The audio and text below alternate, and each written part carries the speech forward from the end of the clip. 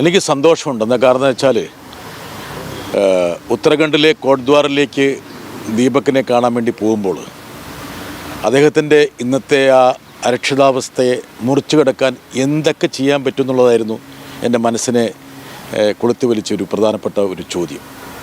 അവിടെ എത്തിക്കഴിഞ്ഞപ്പോൾ എനിക്ക് മനസ്സിലായി അദ്ദേഹം പരിപൂർണമായി ഒറ്റപ്പെടുകയാണ്.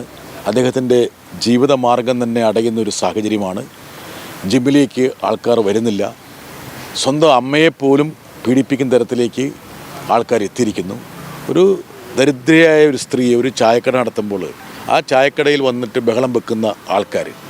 അപ്പോൾ ഈ ഒരു പശ്ചാത്തലത്തിലാണ് ഞാൻ ദീപകിനോടൊപ്പം ആ കോട്ട്ദ്വാറിലെ തെരുവിലൂടെ നടന്നത്. അദ്ദേഹത്തിൻ്റെ ജിമ്മിൽ പോയി ഒരു മെമ്പർഷിപ്പ് എടുത്തത്. പക്ഷേ അതിനുശേഷം അത്ഭുതകരമായിട്ടുള്ള പ്രതികരണമാണ് ഉണ്ടായത്. ഇപ്പോൾ സുപ്രീം കോടതിയിലെ 25 മുതിർന്ന അഭിഭാഷകർ ഇതിനകം തന്നെ മെമ്പർഷിപ്പ് എടുത്തു.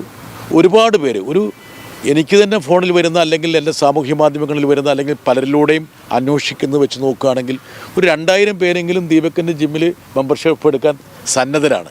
പക്ഷേ ദീപകിന് അങ്ങനെ ഒരു മെമ്പർഷിപ്പിന് വേണ്ട എന്നുള്ളതാണ്. എന്താ കാരണം എന്ന് വെച്ചാൽ അദ്ദേഹം വല്ലാത്ത ഒരു അവസ്ഥയിലാണ്. എന്താ കാരണം എന്നാൽ കഴിഞ്ഞ ദിവസം പോലും അവിടേക്ക് ഒരു മാർച്ച് നടന്നു. ഈ പറയുന്ന തീവ്ര സംഘടനകൾ ഹിന്ദു വിശ്വാസം സംരക്ഷിക്കാനെന്ന പേരിൽ അങ്ങോട്ട് മാർച്ച് ചെയ്തു. ഒരു കലാപരൂക്ഷിതമായിട്ടുള്ള ഒരു സാഹചര്യത്തെയാണ് അദ്ദേഹം ഇപ്പോൾ അഭിമുഖീകരിക്കുന്നത്. മാത്രമല്ല ദീപകിൻ്റെ തല വെട്ടുകയാണെങ്കിൽ 5.5 ലക്ഷം രൂപ സമ്മാനമായി കൊടുക്കാമെന്ന് ഒരാൾ പരസ്യമായിട്ട് അവിടെ പ്രഖ്യാപിക്കുകയും ചെയ്തു.